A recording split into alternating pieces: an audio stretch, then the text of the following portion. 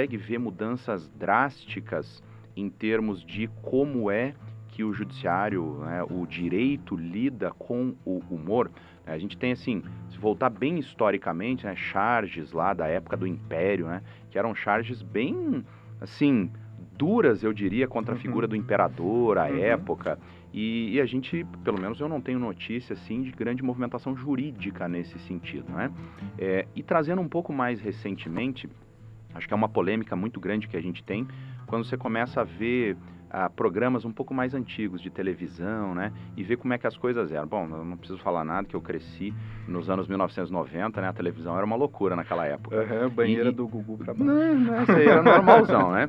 E assim, também, né, na década de 1970, 80, a gente tinha um humor muito diferente, me parece, do humor de hoje. Essa mudança, ela ocorre nos tribunais também. Ela ocorre por força dos tribunais, nós podemos dizer, em alguma medida. Hoje eu faço um tipo de humor diferente, porque eu tenho medo de tomar uma ação de indenização, além da cultura do cancelamento e tudo mais. Então, a gente tem mudanças, assim, digamos, paradigmáticas em termos de direito e humor?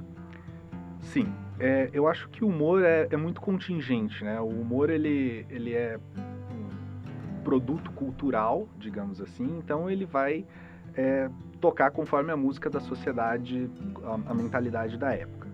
Você falou das charges que eram feitas contra o imperador Dom Pedro II, na época do Império, e o imperador tinha uma postura muito liberal, porque ele foi educado para ser em tudo diferente do pai dele. Tem um livro da historiadora Lilia Moritz Schwartz, chamado As Barbas do Imperador.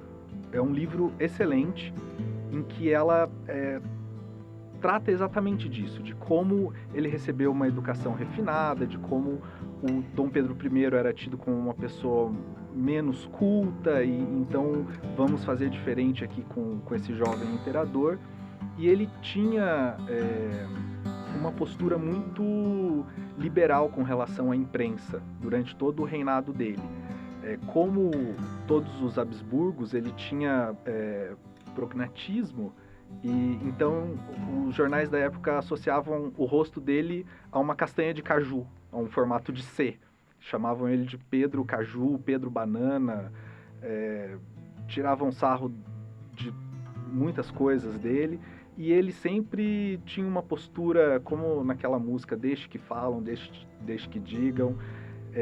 Agora, outras figuras do Império já não tinham essa tolerância tão grande, e antes disso, o próprio Dom Pedro I era célebre por mandar empastelar jornais que traziam críticas ao seu governo ou à própria figura dele mesmo.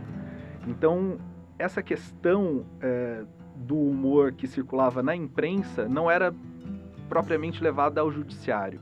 Isso não era tido como um problema exatamente jurídico, isso era um problema político, era um problema de poder, era um problema de força.